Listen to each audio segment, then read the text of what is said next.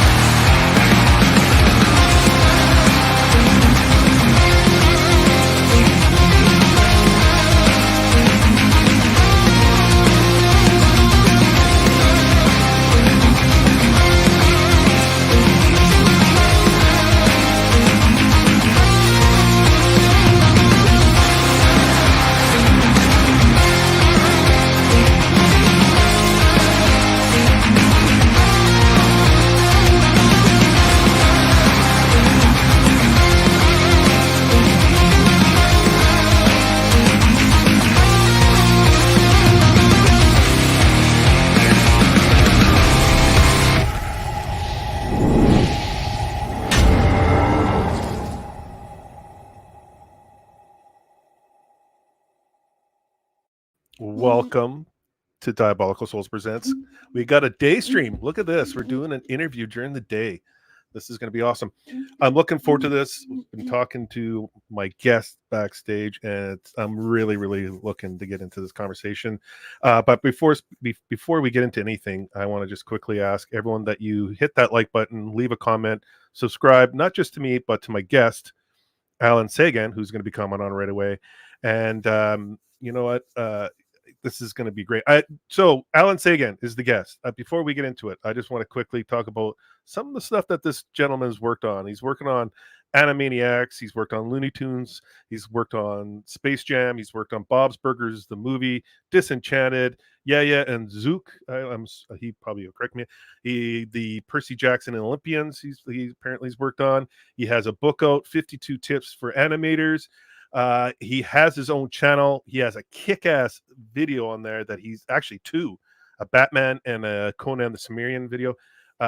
Without any further ado, let's bring the man on himself, Mr. Alain Seguin. What's up, bro? How are you? Hey, how's it going?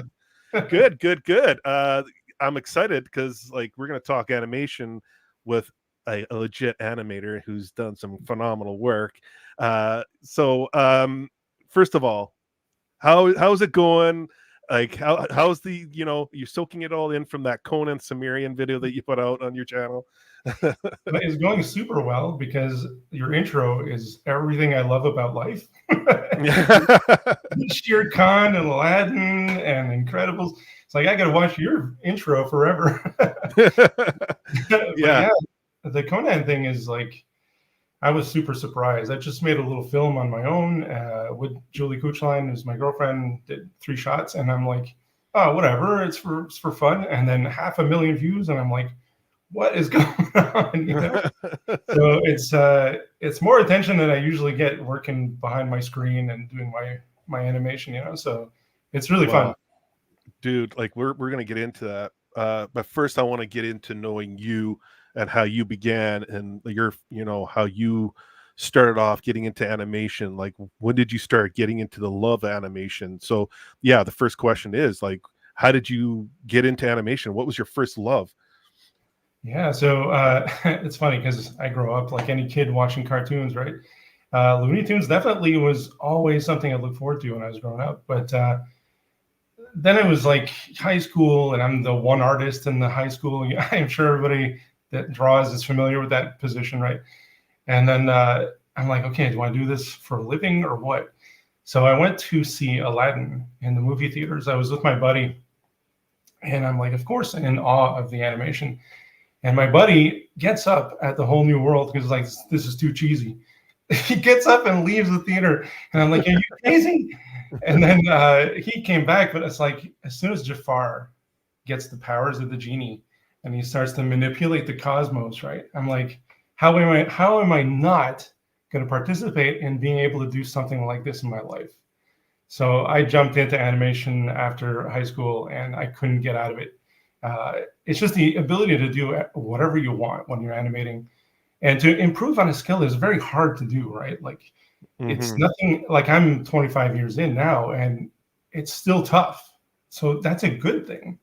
I don't want to be bored out of my mind. So yeah, that's how I got in. As Aladdin had to cast a spell on me, and I had to go to college for it. So were you always an artist, or did you have to, like you said, you went to school for it, but like, did you go to school to learn how to draw, or were you just doodling and like, and learning in high school, like an art class and all that kind of stuff?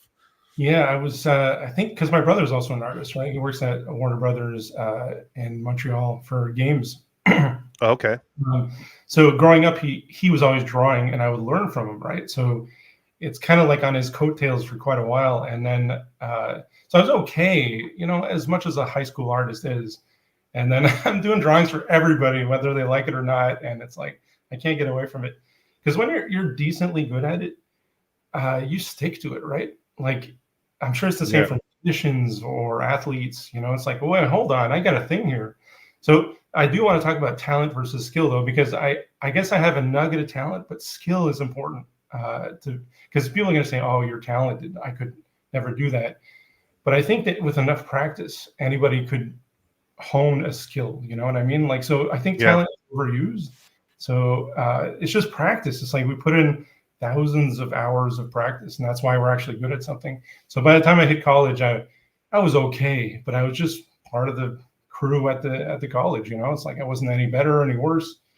So I just want to encourage anybody who does have a penchant for drawing to pursue it, because I'm very, very happy and proud of my career. So I want anybody else to feel that kind of thing. Oh, that's awesome. Like, were you, well, before we get into the next one, I got to say hello to the chat there, and we're going to get a flood of people coming in, but Blue Collar Loser, just, make sure to explain everything very slowly. This is Gooch we're talking about. Thank you, Blue Collar. I appreciate that, bro. One of the OGs. One of the OGs, Jamma Lama's in the house. Thanks, Jamma, for joining us. And Mama Badger, thank you so much for joining us. I appreciate it. If everyone can send out a link, and circulate it, it would be great, because the man himself, Hypnotic's in the house. Thank you, Hypno, for joining us. Nice. Appreciate it. And Hojo, what's up, brother? Hojo, one of the hardest working comic book creators out there, man. That guy's constantly hitting the pavement. So were you involved in, like, did you read comics at all, or were you like just purely you did? Oh, big time, man. It's tough as a kid when you're into comics because it's pricey, right? And I would save my $5 from mowing lawns and stuff to get that Amazing Spider-Man every month, the fresh one. But I wanted so much more than one comic a month, right? So I would constantly go back to the comic shop, going through the old dustbins, right? And picking up like Web of Spider-Man 16. And I'm like, I don't care if it's the middle of the story, I'm buying it. So yeah, I used to collect Spider-Man mostly. So Spectacular Spider-Man, Amazing Spider-Man, Web of Spider-Man, anything Spider-Man, but also X-Men, The Punisher, Wolverine stuff. Now I still have the box downstairs, and I go through it once in a while, but I read so much. And that's why X-Men too. Like I read a lot of X-Men. So the X-Men 97 thing that came out recently, the TV show, is just, and they redeem Cyclops like that. That's my favorite thing. My favorite thing, because people are like, "Oh, Cyclops is boring." No, check out check out his moves in this one episode. Yeah, man. You'll go back on that. Yeah. I don't know if you noticed, we've been doing a 97 review. Yes. Yeah, it's been a lot of fun. I'm not gonna lie. Got a great cast that joined me. We talk about the series, and we've had some guests and everything. And the series is phenomenal. The way the writing is, it's damn good. We're doing episode 5 tomorrow night, and that's gonna be a banger. So you went to college. You started, doing. Learning about the animation style. How long did you go in college for? Like, is it a 2-3 year program, 4-year program? Yeah, it was Algonquin College near Ottawa in Canada, and it's 2 years, and it was kind of lacked any kind of professionalism really, but it was fun because we had a really great teacher, Paul West. If ever he listens to this, he really had a love for animation, right? And he was just a cleanup artist when we were in school, but like he knew animation to a T. And if had it been not for him, like I might have floundered, I don't know, but it was 2 intense years. It's funny because I look at stuff from first year, and I would advise anybody who's doing a 2-year or 3-year program to look back at their first year stuff and hesitate to put any of that in your portfolio, because you're going to be proud of it. But generally, like after 2 years of intense drawing, you'll notice that you've just leveled up like 6 times. So make sure to not be too tempted to put first year stuff into your portfolio. Oh, interesting. Yeah. So like you graduate, like, and I'm assuming that, you had job offers like after, because I know when like I graduated, like when I went to paramedicine, you get job offers. They kind of try to poach people from certain things. What was your first job after you finished college? Like what did you dive right into right after? Yeah, that's a good question, because of course we have an open house at the college, and all our portfolios are open, or old VHS tapes are playing on loop in this room, and then people rush into the main room and they tell me, "Al, some guy with a yellow jacket's looking at your stuff." So I run in there, and it's like this big businessman guy, and it ends up being this Pascal Blais. If anybody knows him from Quebec, it's like he was like a big figure in animation in Quebec. So he's like, "Oh, how would you like to work for us doing commercials?" And I'm like, "Of course, I'll take it." So I moved to Montreal within the month, I think, from Ottawa, and then I'm doing full blown commercials. Like I thought I was just doing BGs, right? Because I have fun doing BGs. It's not my best thing, but I sit down at my desk, and I'm just this young kid, 19 years old. I'm like, I'm going to do this. I'm so nervous. And instead of giving me a BG, he has me this huge folder with roto prints. I don't know if you know what roto prints are, but it's when you paste on stuff that's been printed and it's pegged so that it's stable. And then I'm asked to animate a parrot on top of this 3D ketchup bottle that's moving around in the air. And he's like, "Do this and make it good, and we need it fast." And I'm like, "What is happening?" I got so nervous that I animated it in like a day when it was supposed to take like 3-4 days. And wow. And then he was like, he nods his head. He's like, "I think you're going to stay here for a while." So that was 17 years of commercials with that guy, with Pascal Blais. So it worked out right out of college too. So I was pretty lucky. Wow, dude. So like when did you start? Like I noticed like the one series that you did, like what was it, the name again? The animation Yaya and Zook. Like when did you start that? Is it Zook, or is that how you say it? Zook, yeah. It's a kid show, and I did storyboards. That was after 17 years of commercials, which is a boot camp. And things dried up, man. Like I don't know if anybody remembers, but like around 2015, there was not a lot of traditional animation, especially in Quebec. We weren't allowed to advertise with cartoons anymore because it was like selling to kids, which I think is a disgrace. Really? That doesn't mean automatically kids, but anyway. Yeah. So, it dried up, man. So I had to look for work, and I got storyboards on Yaya and Zook, and because I like doing storyboards a lot. It kind of comes naturally, so I'm happy about that. So I did that for maybe a year until I jumped onto a 3D project. So I was like, oh no, how this looks complicated. I give me a pencil and a paper any day, but then I'm like on this software, and I'm like, what is this? All these curves. It took me 2 weeks to learn how to animate in 3D because of my 2D background. Yeah. So I didn't know the doodads, and I didn't know lighting and modeling and all that, but animation, I knew it, right? Like, really, I just have to pose my characters like I would in a drawing. So it took like 2 weeks for me to suss it out, and then I was the lead animator on that production. So I'm like, hey, why not? Wow. So and then obviously you've moved on to, like, you did Space Jam: A New Dynasty. You did Bob's Burgers, the movie. You've done Disenchanted. You've done like a lot of jobs here and there. Like how is it working for the I guess you could say the Hollywood production companies doing these big projects? Like, what was your experience like working for these companies? Yeah, mostly good. Like I worked under Spike Brandt for Space Jam 2. That guy knows what he's doing. Like he's passionate about animation, and he was giving us tutorial videos, and it was fun. And especially that he can recognize, like, he has a good eye for what's quality animation. So he was calling it out in meetings, and I'm like, this guy, like, I love it when somebody is understanding it at the artist level. Yeah. That was fun. Then I worked for Disenchanted, and it was a big disconnect. I'm sorry to say, like, I finally get to do a Disney movie, and but like it seems, and I could be wrong, it seems like they're so far removed from traditional animation now that we were working with a live action director, which makes sense for Disenchanted because that's right. But at one point he was asking for us to, and we'd finished a scene, and he was asking for us to rotate it just a little bit to change the angle, and we're like, well, hold on a minute. We got to reanimate a bunch of stuff, and we got to do new backgrounds and stuff. And he's like, oh, why do we even do 2D animation? And I'm like, what? I was shocked at that. He's a super nice guy. It's just like, what? Aren't I working for Disney at this point? So that was a bit frustrating. And then recently, about a year ago, we finished doing The Day the Earth Blew Up for Warner Brothers. That's a first theatrical release of Looney Tunes, right? Which is, I think the first release is in Germany early August. So anyway, that was amazing.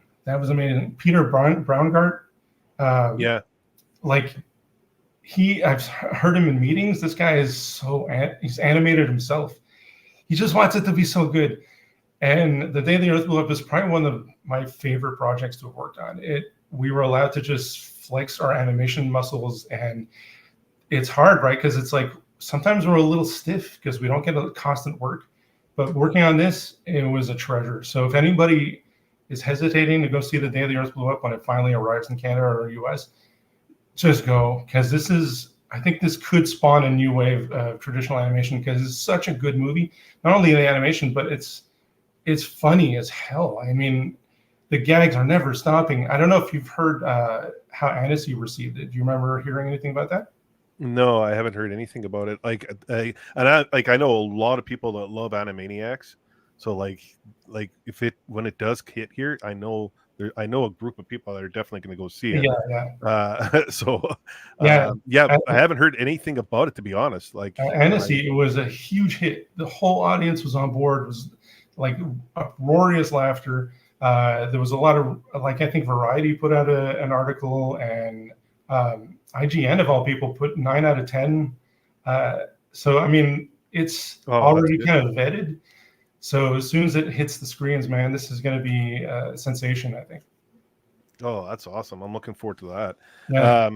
Yeah, it's like, and that's still affiliated with Steven Spielberg Productions, right? Or is it no? Is it just strictly Warner Brothers? I think it's like a weird subdivision of Warner Brothers. See, I never got into the differences. That's why they're having problems finding somebody to distribute it. It's like not with Warner Brothers, so they have to independently find. How is Looney Tunes not with Warner Brothers? That's crazy. Anyway, it's not directly with the studio in LA. It's got this sort of subdivision, so they're struggling to find people to to put it out in theaters, but they're managing because it's so good, right? So it'll find a home eventually in the U.S. and Canada. It's just weird that it's in Germany first. I don't what's happening. Well, I mean, European market, like Looney Tunes, Animaniacs, all that stuff. There's a huge there's a huge fan base for that, and so I know people are going to go nuts when that does hit the theaters because they're going to be curious to see what's going to be happening on the big, like it's going to be hitting the big screen, right? Like the theaters. People are going to be curious and they're going to go see it, I'm assuming, because like you haven't had anything for quite a while. And I think the last thing we had in traditional was Klaus, wasn't it? Or I mean, there's maybe smaller movies like the Princess and the Dragon or something like that, but like nothing big and theatrical, right? Yeah, like I think this one's going to hit because traditional.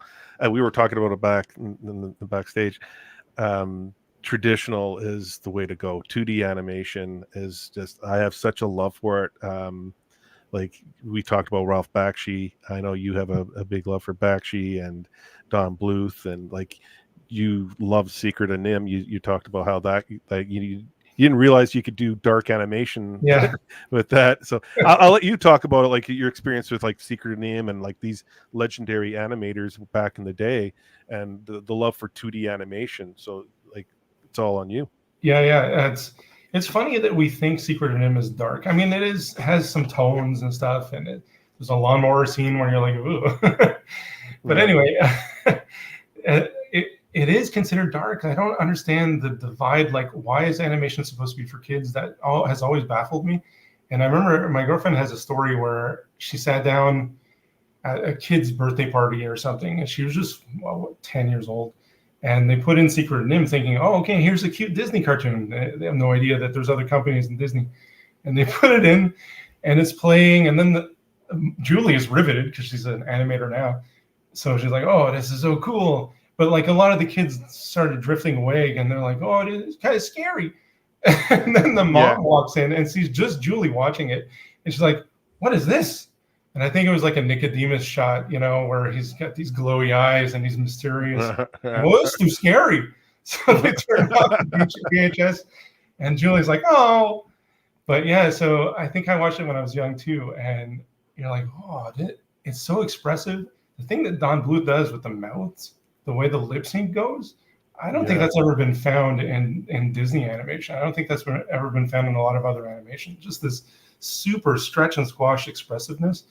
I think Lilo and Stitch probably comes close to it, but that's because Stitch had half his face is a mouth. Maybe. Half his, But anyway, so I love that. And I'm not a rainbows and unicorns kind of guy, I guess, because I like the batchy stuff. I like the gritty things, so that's why I'm one of my major influences, to be honest, is The Hobbit, the old animation with those really catchy songs for some reason. Yeah. And it was done like, I think in the UK or something. And it's so gnarly and sketchy. And I was like, okay, this is where I want to be. This is where I want to be. It might've been what inspired me to do something like Conan, actually.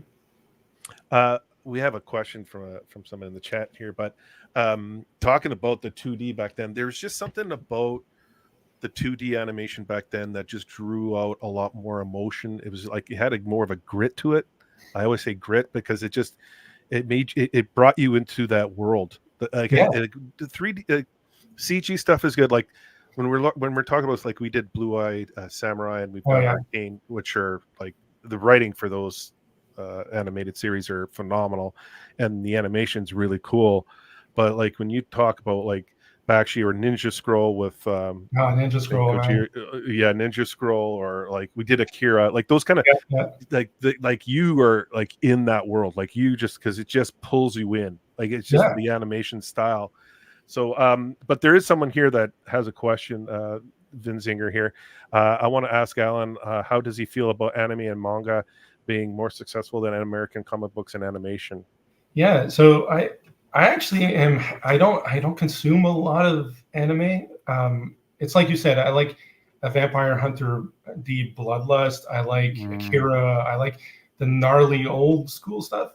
That's not to say that anything coming out now is bad. It never hooks me as much as like the more Western style animation. That's more about character acting, like you'd find at Disney-esque movies or Don Bluth, for example.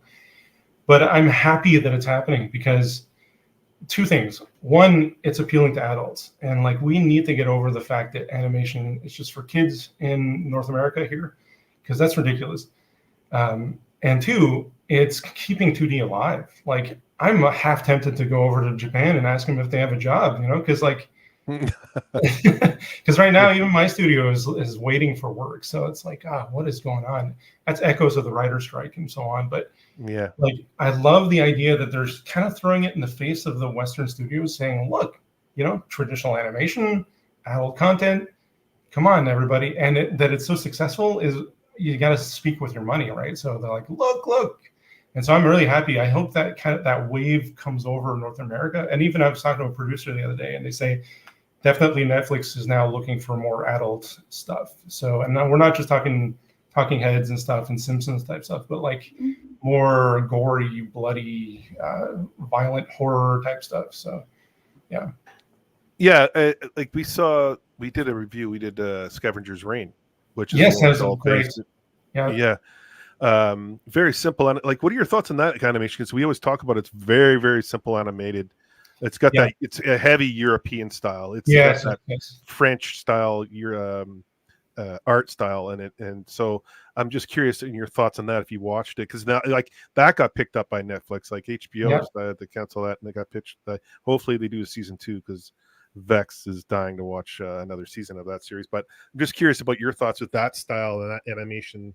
I do think it has heavy European influences, that one, but I loved it. I watched the whole thing, and like it's just so creative. I wonder if they just told animators, hey, we need some sort of creepy little thing crawling along a branch for this scene. Come up with it. I don't know how they did it, but it was funny because it was so imaginative, right? There's all sorts of stuff, but I also very adult. Like they need, and what I especially liked about that series, by the way, is just it was a very crisp goal. Like they need to reach that other ship. And I love that. It's kind of like a travel adventure kind of thing, but in such a crazy place, right? So I love that. If we could have more of that. And notice how Netflix just picks it up. It's like, oh yeah, we like this stuff too. We'll take it. It's like, come on, guys. Well, I was pitching to Netflix a couple of years ago for a show idea I have called Gumshoe. It has to do with like Lovecraftian stuff, and it was, but it was Rubber Hose set in the 30s, but it took on dark themes. But Rubber Hose in that like the cabinet talks and like his suitcase talks, and they all have a role, but it's dark themes, right? And they're like, well, we're already working on something in that theme, and it turns out Cuphead was already in production. But it's like, oh, okay, well, Cuphead's great, but it's like it's not at all the adult theme that I was going for, right? So now I wonder if they'd have a different take on it because they realize that this sort of more adult content is in demand. I don't know. Yeah. Yo, Racerhead, I have to always say hello to my OGs here. Thanks for joining us. And if I missed anyone, there's Flaccid, of course. Jay's hair is on point. Yeah. And of course, Mr. Goodwin, who joins us for the Demon Slayer review, and he'll be on for the Fire and Ice as well. So nice. That toupee was a bold choice. Yeah, shut up, Goodwin. I'm just curious. So like, you're coming up with some newer projects, and we're gonna bring up some of the stuff that you've worked on your channel. But like, is there anything new that you have a book out? We're going to talk about that as well. But is there anything that you plan or approaching Netflix or any other kind of production companies to produce like an animated series that you have like in your head? Like, is there anything that you have in the works, or can you talk about it? Or sure, yeah. There was one that unfortunately nobody picked up, but I really thought it was a great idea. And the reason why people didn't pick it up, it was sad because it was a hybrid idea, right? So it's called Anxious Andy. And it's this live action character. We were like pseudo casting Jay Baruchel as this nervous little guy. And he was seeing 2D sort of monsters take over people, like to represent people because of his anxiety. Okay. So we were pitching that, but then they're like, well, hybrid jobs are difficult, and we're like, we never got it off the ground. But right now, what I'm working on is, well, I might as well reveal it because I haven't said anything on my socials, but I'm working on At the Mountains of Madness for a tribute film. So if anybody's familiar with Lovecraft, it's one of his more famous stories of explorers going to the Antarctic, and they discover this ancient city, and one of the denizens is alive. So yeah, I'm going to be doing a kind of a tribute thing for that. So it's going to be fun. I'm really looking forward to it. I'm on character design now, so it's going to be a while, but I'm really going to have fun with that one. How long does it take roughly for you to do? And like, is it going to be like a minute? Yeah, about a minute. Short. Yeah, about a minute. How long does that take for you to like do the whole process? And like, and if you don't mind, like, take us through the process of doing an animation like that. Yeah, so I'm one guy, right? Generally, like, and I'm having to do everything. So BGs is not my forte, even though I was hired originally for it. So that's a slog, but I have to get through them. There's got to be something that they're standing on. So that usually takes about a month. It depends on the complexity. For Conan, it was about a month. And I had like 28 BGs to do for that. So it's like day in, day out, I'm working on this because I'm passionate about it. So I'm not just doing 8 hours a day. But anyway, so BGs would take about a month. Then character designs before that and storyboard would take about 2 weeks or just so. Just a second, just for people. So yeah, just so people know, BG's like background. I'm assuming you're talking about background. Yeah. It's because people are going to sit there and go, BG, what the hell is BG? Sorry. So I just want to say, no, I get it. I'm just like, I'm just like, oh yeah, tell me more. But for anyone, and I'm sure my mom's watching, she's like, what's BG? So BG is backgrounds. That's true. That's true. Yeah, so backgrounds take a while. And then it's just digging into the animation. And I have no compromise when it comes to my own production. Like, it's one thing to be on a production for a studio and you're like, okay, I got to hurry because the deadlines are ridiculous nowadays. So you got to hurry. And there's a lot of compromise of like, oh, that hand was kind of screwed up. I guess I got to keep it in, deliver. But on my own projects, there's no compromise. Like, if the hand's screwed up, I'm going to spend the hour if I need to fix it. So that's the fun part. I like being meticulous, right? Yeah. So rough animation takes about, well, it takes the remainder of the time because I do it like this. I rough animate, then I tie it down. So tying it down means you take a really, really rough drawing, like with crosshairs and barely any details, and you apply a nice line to it and put in the details. And that takes a lot of time. It's a little bit arcane here, but and then after that, I color it. So typically there's a cleanup stage after the tie down. So cleanup meaning somebody else puts a really, really smooth, beautiful line onto it. But I don't know if you remember like the old 101 Dalmatians or Aristocats, stuff like that. Yeah, so that doesn't really have a cleanup line. It's just the animator's drawing itself is on screen, right? Yeah. That's because they just had to Xerox it and they were tracing the animator's lines and all that. Anyway, suffice it to say, I don't put a clean line on it, and I kind of like that grit that it gives, like that little rough line. And also, there's nothing lost in translation. Like, it's my drawings on screen, so nobody else has taken it over, or I don't over worry a drawing. So I like that as well. So then I just paint that. It's a bit of a chore because there's going to be little gaps and stuff for anybody who knows painting and animation. But yeah, I paint that, and that's the final product. Because otherwise, if I had to do cleanup, it'd be another like 3 months or something. And I just don't want to get the film out there. So that's pretty much how it is. And then I just deliver it. And I you know what? Sorry, I'm blabbing, but no, go. Preach. But when you're working for a production in a studio, there's a lot of people that come and say, when's it going to be done? Oh, there's a revision on this. Or the director didn't have that in mind. Or I'm the guy. I was like, it has to go through me. I'm sitting there doing the drawing. And what a pleasure that is. So that's part of why I love doing these tribute films, is because I'm the guy totally in charge, directing, approving. I mean, I'm not going to not approve my stuff because I know what I'm doing for it. So that's a real pleasure to me. It's just like having total control. Again, I want to just mention another thing is I can stick to the source material. You know, like I overstress that all the time, but like I'm watching stuff like The Hobbit live action, and I'm like, what is happening? So I think find that Hollywood writers take over a story from the source material and they warp it a little too much sometimes, right?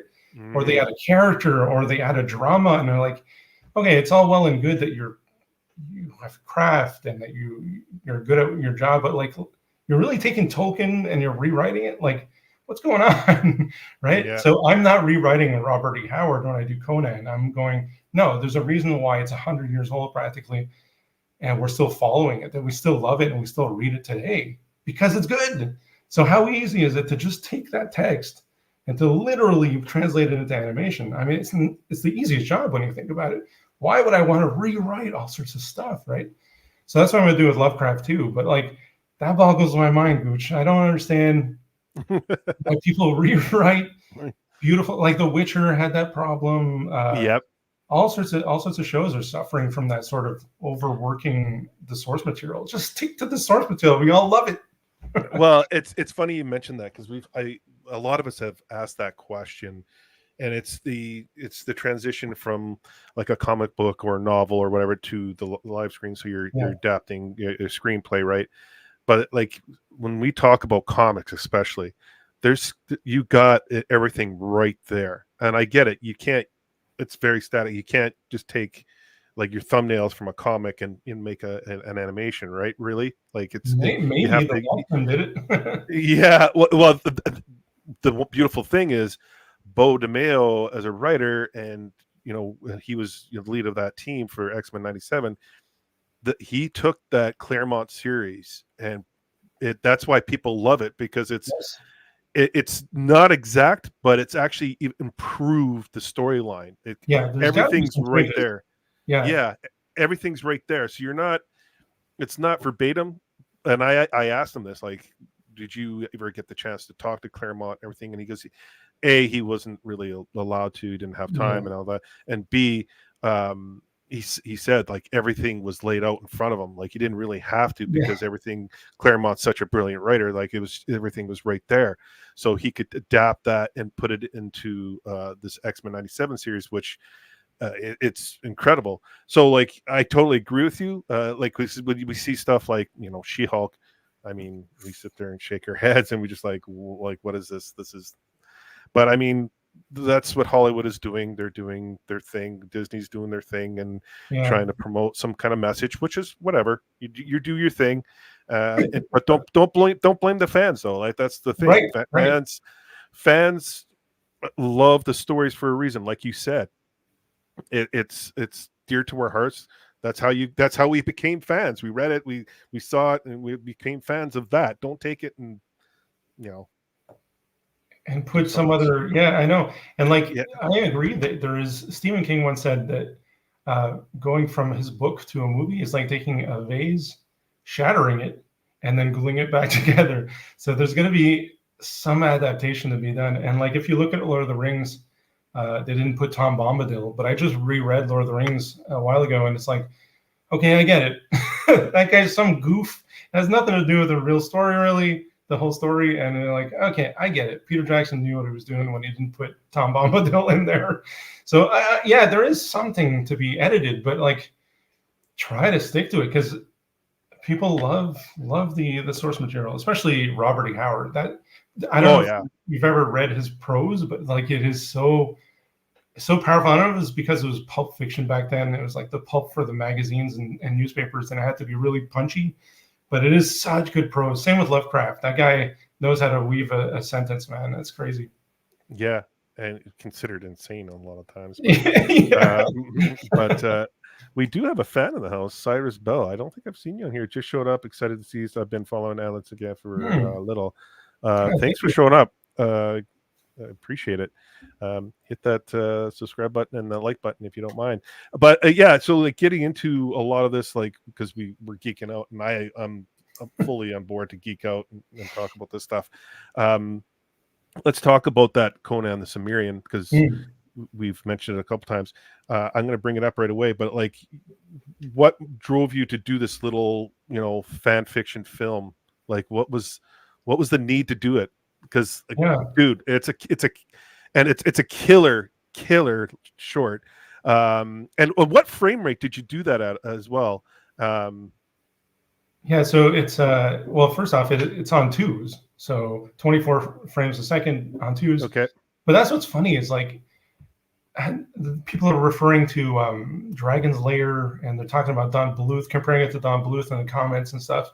I'm like, the only reason we're even doing that is because I put all the in-betweens in. So in-betweens, for somebody who doesn't know, is that you have two main keys. Let's say Conan's like this, and then he has to end up like this. I'll do those two main keys. That's all I'll do. In anime, for example, that's fine. You just leave those two drawings, and you can have whatever span of time between, and it'll just snap. Sometimes there's ways to ease into it to make it more natural. Instead, I'm doing the old school, which is like, okay, you'll have all the drawings between that. It's called an in-between. And I wasn't lazy about it because that's how I was trained anyways, that I put all my in-betweens in. So it looks like it's more fluid. It looks more organic and fast in a sense, because you're seeing more of the drawings per second. Now, I don't know why. I guess, of course, budget comes into play for TV shows and modern TV shows, and they can't put all the in-betweens in. Generally, anime is 3 to every 4 frames, whereas traditional Western animation, like we're talking like 90s Disney or even earlier Disney, is every 2 frames. So you get that fluidity. If you watch Lion King, you're like, oh, it's so, it has that sort of smoothness to it. That's because of all the in-betweens are still in there. So anyway, that's a very technical thing, but that's why it might look like it's at a different frame rate. Some people have said, oh, this is on 60 frames per second. Are you kidding? I'm not going to kill myself doing that many drawings. But anyway, the reason I did it is I did Batman first because I was like, you know what? I just realized that I can probably match the style and quality of the old Batman, the animated series from the 90s. And I love that growing up, right? So I'm like, I'm going to try it. So I did a rough version. If anybody's interested, they go to my YouTube channel and check it out. I'll bring it up. I'll bring it up because it's short. If you don't mind, I'll bring it up. Yeah, it's super short. Yeah. So yeah, I did that, and then I'm like, and I did Clayface, right? Because everybody remembers that Clayface episode where he's morphing in that studio room. It's a long time ago, but anybody who watched that show, that's like a phenomenal sequence of animation where he's turning into all sorts of people and stuff like that. So I'm like, I got to do Clayface. So I added him to my the movie. And then I'm like, you know what? That didn't take that long. I think that was like 2 months of animation because it's just rough still. And I'm like, maybe I could do something else that I love. And I read virtually all the Robert E. Howard stuff. I'm like, I bet I could do Conan. Nobody's seen Conan in anything in the last, 3 decades? There was the Momoa one, right? Yeah, there's the live action stuff, but and then a million video games. Very forgettable. So I mean, I almost forgot it. Yeah. But yeah, and then there's a lot of good video games. I played like Exiles is a great game. There was an MMO of Conan of 10 years ago. It was really fun too. But nothing like in aside from Jason Momoa, like there's nothing really out there. Conan is such a vibrant lore, it's such a good stories. So I'm like, I'm going to represent it as though I'm doing a trailer for it. And that's why I didn't spoil the ending in the actual video. So if you watch it, don't worry, you can go read The Tower of the Elephant, which is based on, and not spoil the ending. And I'm like, I love the fact that he has a moral code too, Conan. I kind of wanted to show that, like, he's not attacking everything like a berserk guy. Yeah. Right? He wants to actually help people. And if you read The Tower of the Elephant, it shows that he knows who is a victim and who's not. And the only thing is, people say Conan's too violent. Well, no, he'll decapitate you if you're a bad guy, for sure. Yeah. But if you're suffering because of somebody else's oppression, no, he'll liberate you for sure. So anyway, I love the stories, right? And then I'm like, okay, I'll start a design of Conan. And then I just ended up just snowballing and doing everything and saying, oh, this is fun.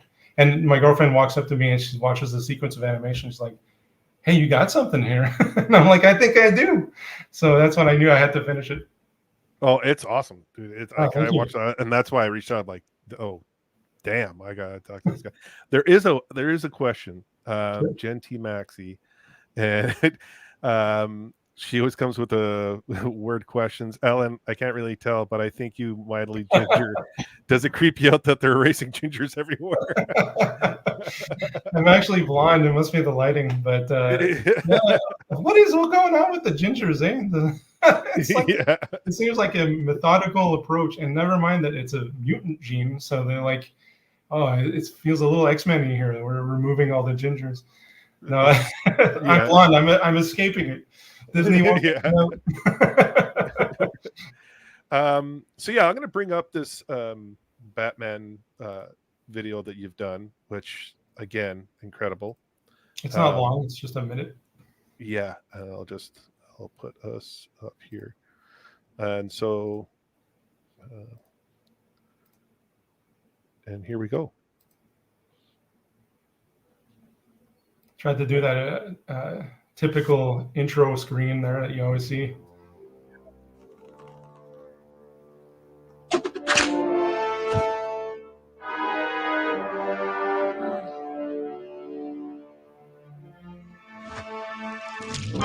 That right there. Wow. Yeah, new play face. Oh wow.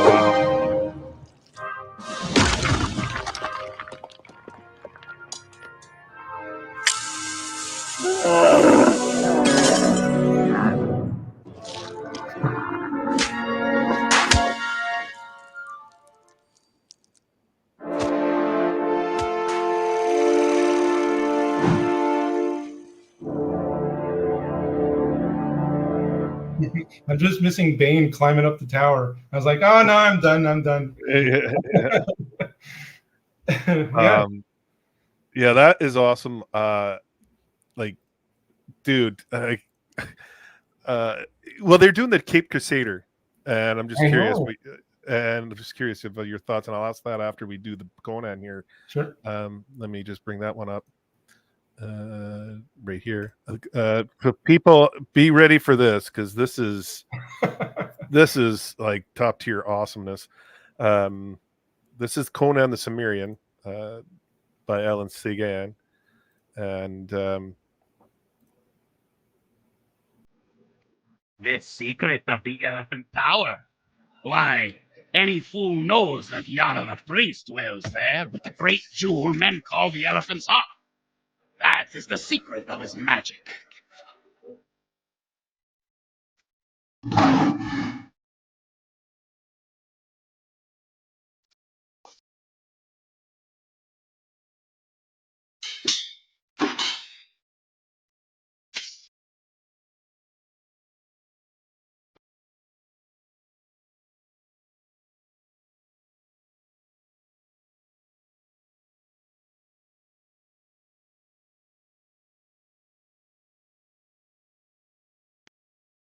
Yeah, there you go. Shout out to Chris Bazzo, who did the voice at the beginning there. A super generous guy. He actually just offered to do it for free. I was like, I want to pay you. And he's like, no, I just want to be in this production. So I was super grateful for the voice. Cyrus Bill says the backgrounds look phenomenal. Were they done in Photoshop? Yeah, straight up Photoshop. I use a lot of reference. I go to Google Images and color palettes, sometimes the structures of buildings and stuff. Because again, VGs are not my forte, so I have to lean on and crutch on a lot of reference. But yeah, it's all done in Photoshop. Yeah, like, man, when I watched that, I was like, he captured. So, have you watched Primal? Because of course. Yeah. So I don't know how to say his name, so forgive me. Tartakovsky, yeah. I love his animation style, and you bring out that style in that Conan piece, and I'm like, oh yes, thank you so much for doing this, because I love for an animated series that has no dialogue, zero. Yes, my God. I think there might be one episode, and it's more of a ooga booga booga booga kind of. That hits every note right there perfectly, because he brings out the emotion, the relationship between him and the was it the baby T-Rex or the Velociraptor? I think it's a T-Rex. Yeah, it's he hits it. And when I saw that Conan, I originally thought I was getting it. I was just like, is he doing Conan? And then I saw your name. I'm like, damn, this guy's he like, did he work with him on this? Like, so I had to reach out, and it's just like, dude, like your work is killer, and it's awesome. I hope we get more, we see more from you, because you got some great work. Like, it's amazing. So yeah, like I just finished watching Primal before I started on Conan, so I'm like, hold on a second, people are eating this up where he's like tearing faces off and stuff, and like, that's okay now. I'm in. yeah, not that I'm a particularly violent guy, but it's just like it's good for the show. What's up there, Scooby Pup? Thanks for joining us. I appreciate it. Scooby Pup, part of the Hypno crew there. She in the chat there. So yeah, so you've done these incredible pieces of work. You're doing you said you're going to be doing a new piece coming out, and that's going to probably take you a few months to do. I'm looking forward to that. Is there anything else that you're kind of working on, or you're looking forward to work on, or is that just the so I'm always sort of, that's the tough part, right? Because I love the studio work. Like, if we have to do another The Day the Earth Blew Up, holy cow, I'm on it. Like, they put me on Daffy Duck a lot, and like, oh yeah, I gotta tell you a story about how I met Eric Baza. I was on a podcast with him, and I was kind of starstruck, right? He does the voice for a bunch of characters, I think mostly Bugs and Daffy. Anyway, so I'm like, somebody asked me, well, what's your favorite Looney Tunes to animate? And I'm like, oh, it's got to be Daffy. It's like, I could draw him. I know him like the back of my hand now. And so Eric pipes in and he says, oh, thank you. And he takes on the Daffy voice. And I'm like, whoa, that is so surreal. What is happening? Daffy Duck is thanking me directly. It's like so crazy. But anyway, if I take any other studio work, it has to be really fun. Like, because now I'm trying to work on my Patreon to get more support for doing these tribute films, right? So the more support I can do there, the quicker I can do tribute films, and the faster you get to see them. So that's the tough part, because I don't have that many followers. So it's like, I'm trying to get my name out there a little bit. And the book also, like, the book is fun for me because I love mentoring people. If I get an assistant at work, it's the most fun thing. And I wrote that book to help people like my assistants, right? There's actually one of my assistants that says, you should take all these tips and put them together in a book. And I'm like, okay, job done. It took a while to write, but I'm working on another book now. It's called 52 More Tips for Animators. Oh, nice. So I actually teased out 52 more tips from my experience, and but it's going to be a while before I'm finished writing that. But pick it up if you like just like bite-sized stuff, which I think everybody is. I don't know if everybody's so willing to invest in a huge book on animation anymore. Like, somebody even brought that up in one of the comments. They're like, oh, I love how like bite-sized it is, because then you can just absorb it and move on instead of because one of my favorite books is Animator's Survival Kit by Richard Williams, but it is a tome, man. This thing is this big and this thick, so I wanted to make something a little bit easier to digest quickly. So if anybody's interested, check it out on Amazon. If you go to my Patreon, I guess we'll give you that link later. It's Animaniacs Films. I'll put it in the description after, and like, so everyone can hit it up. If you could actually, if you want to put it in the chat, you can. That'd be great. People in the chat can see it. There is a question Cyrus Bell is asking here. What does the funding go to directly? Sound, music, voice actors? Oh, if it goes to my Patreon, it's just me, animation, backgrounds. I do it all. And then if voice actors, that's possible. Like, if I need to pay a voice actor, it'll be taken from my Patreon if I can help it. Because doing it out of pocket, like, that's tough for me. I'm not a rich dude or anything, so it's like I can't. I don't want to spend my own money on as much as I can. The sound, I always grab license-free sound. So the music, God, I can't remember the guy's name, but super cool music from free license websites. That's what I got for Conan. I was so happy to find something so tribal and like with the big heavy drums, and then I actually took that music and built the storyboard around it. so that I would have key moments happen at the right time. Like when he squishes the spider with the treasure chest. Yeah.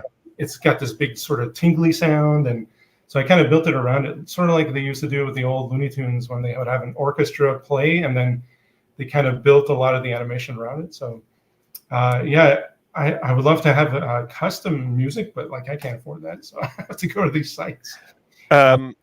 And as you're talking about that, like, the money goes towards this Scooby Pup. Thank you so much. Hey. Greatly appreciated. 10 Diabolical Souls memberships. Those memberships, like, you don't know how grateful I am when people, send in a super chat or do memberships, because it helps me. Because I, like, just like Alan here, we pay for like I use Artlist for music, and that costs money monthly.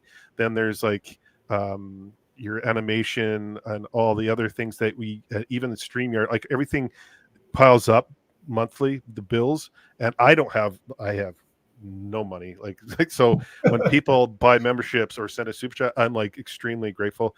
And Scooby Pup, thank you so much for that. I'm gonna have to play you.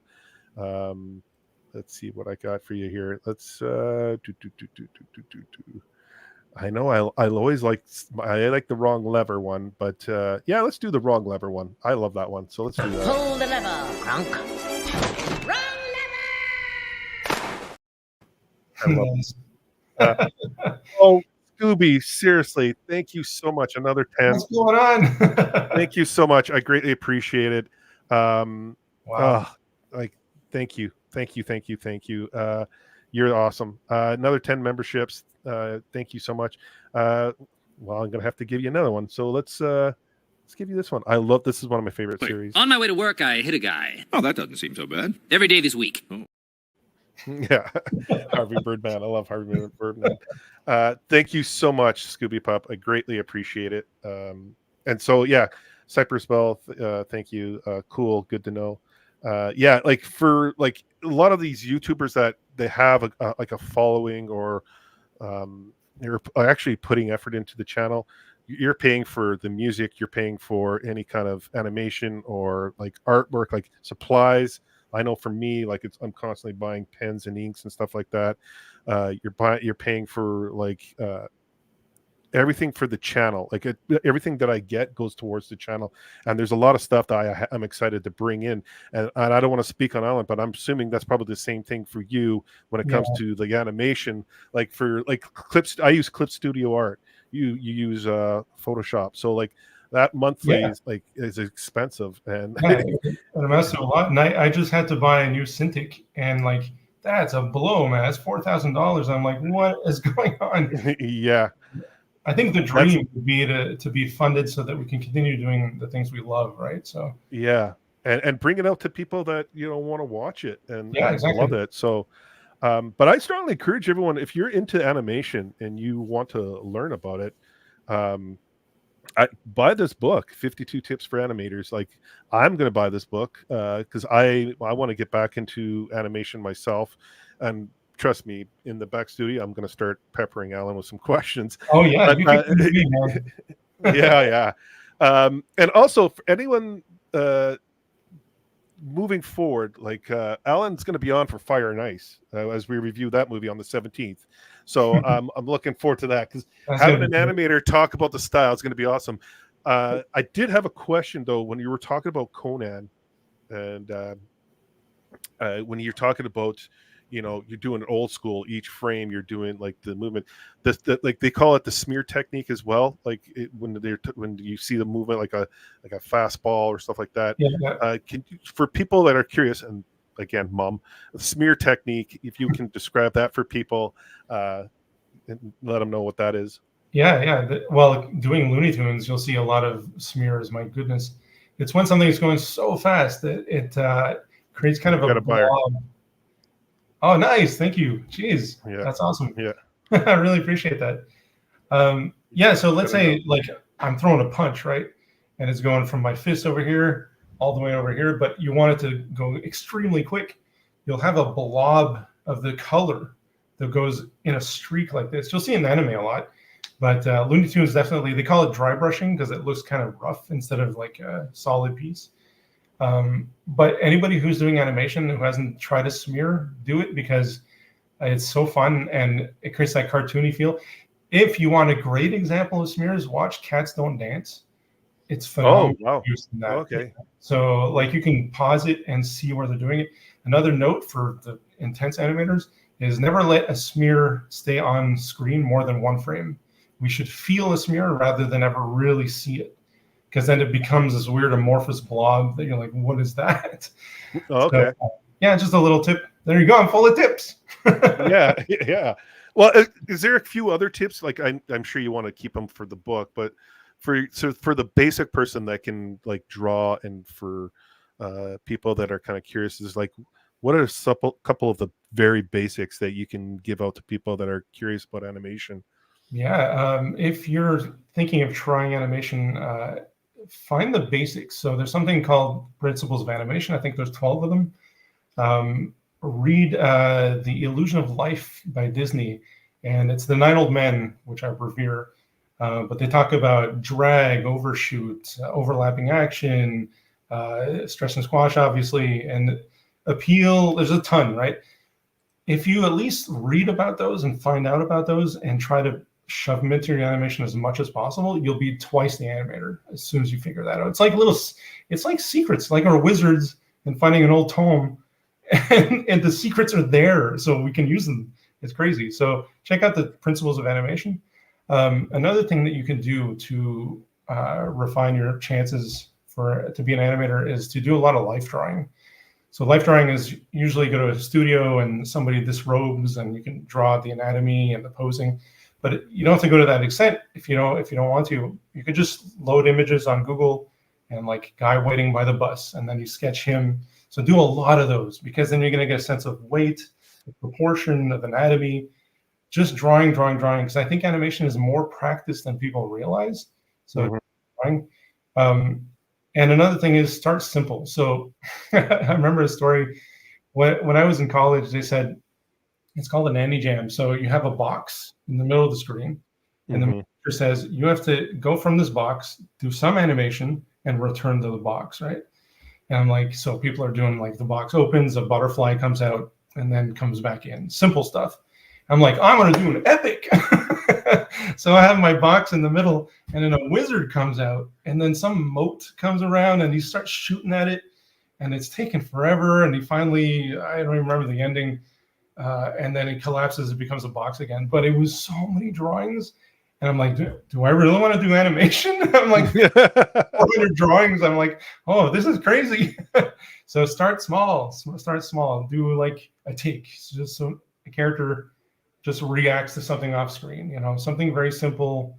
I think like I don't use it, but I hear it's really good. The one on the iPad now. Do you know what I mean, Gooch? Oh yeah. I know which one you're talking about. It's what is the name of that? Yeah, it helps with animation. Yeah, so I think it's more like junior friendly or like amateur friendly. You could just buy that and use that, because investing in Harmony is like $70 a month or something, and it's a little pricey. See, that's another thing I have to pay for.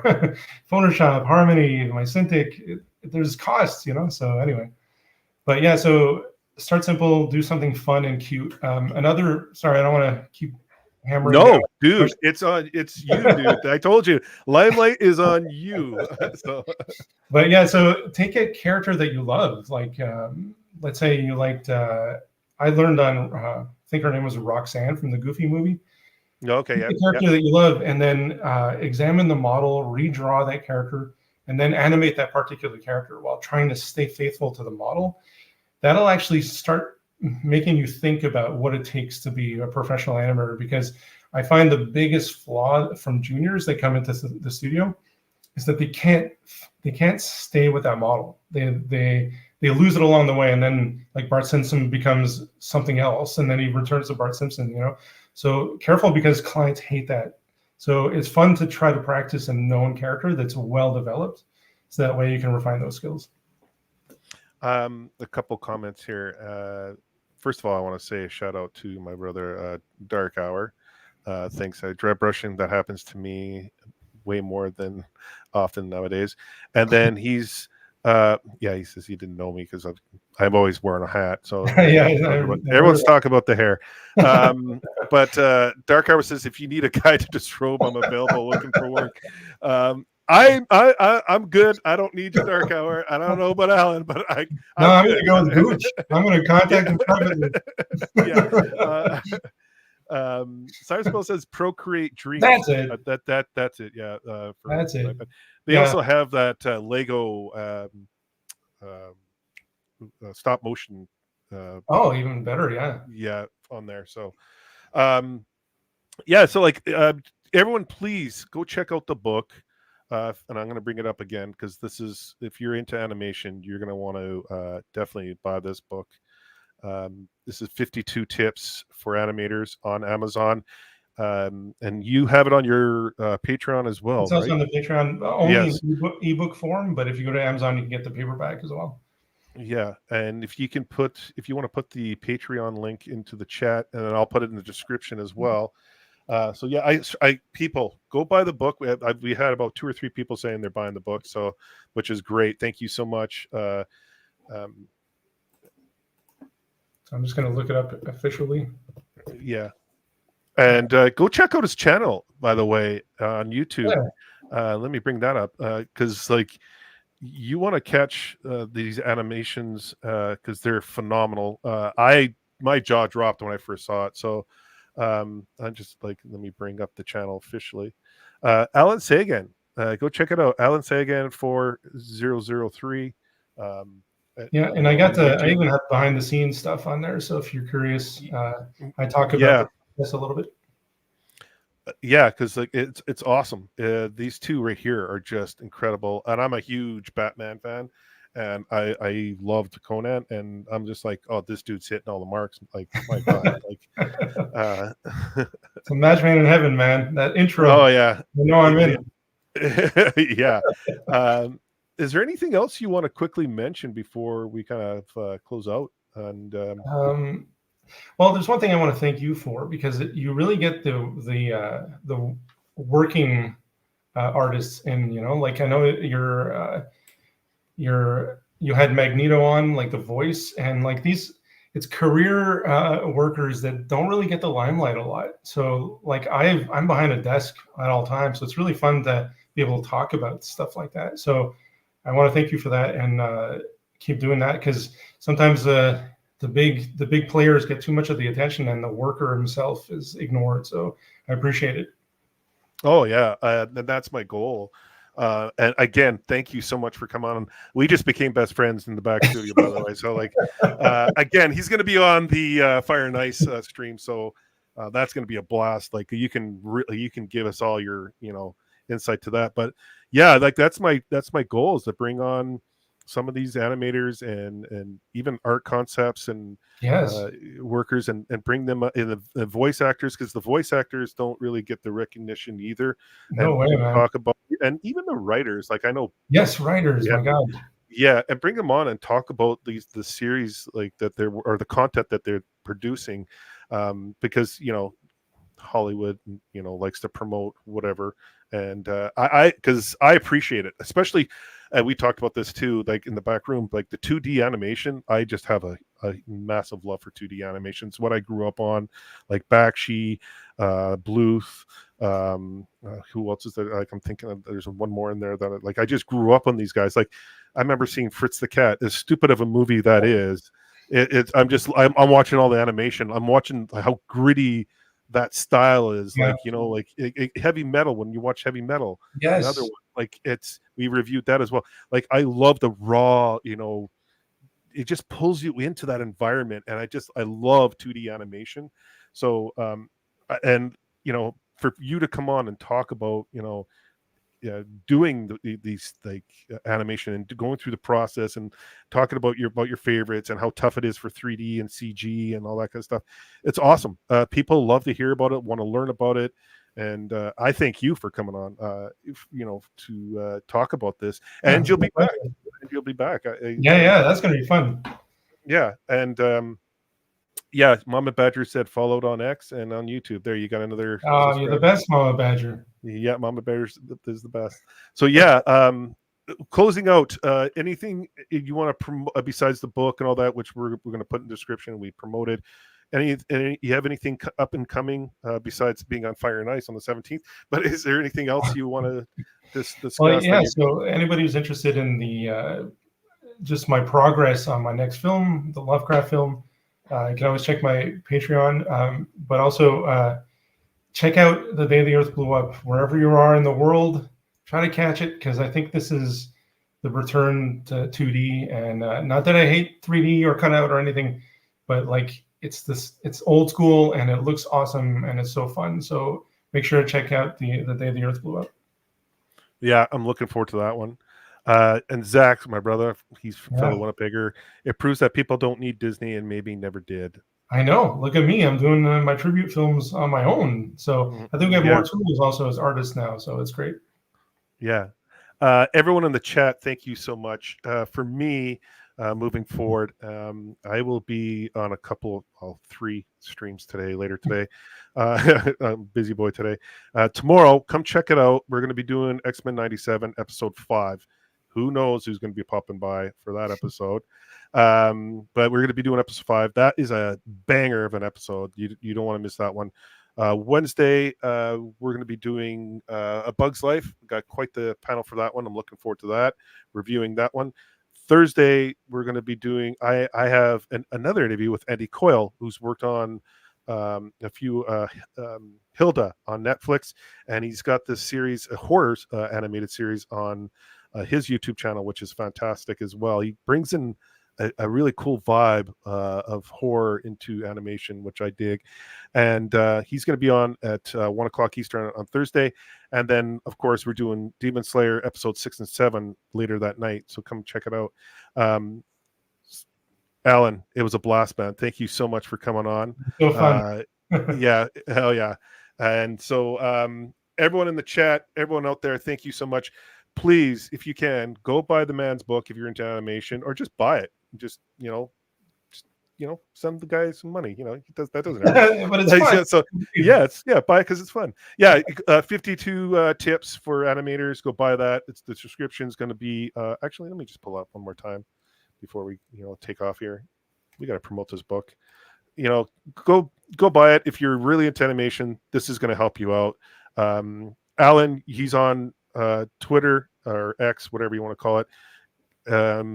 That's where you can reach him there, and his YouTube channel. Go check that out as well. Those are in the descriptions below. Alan, thank you so much. Again, everyone take care, and we'll see you tomorrow. So everyone take care. Adios. Bye.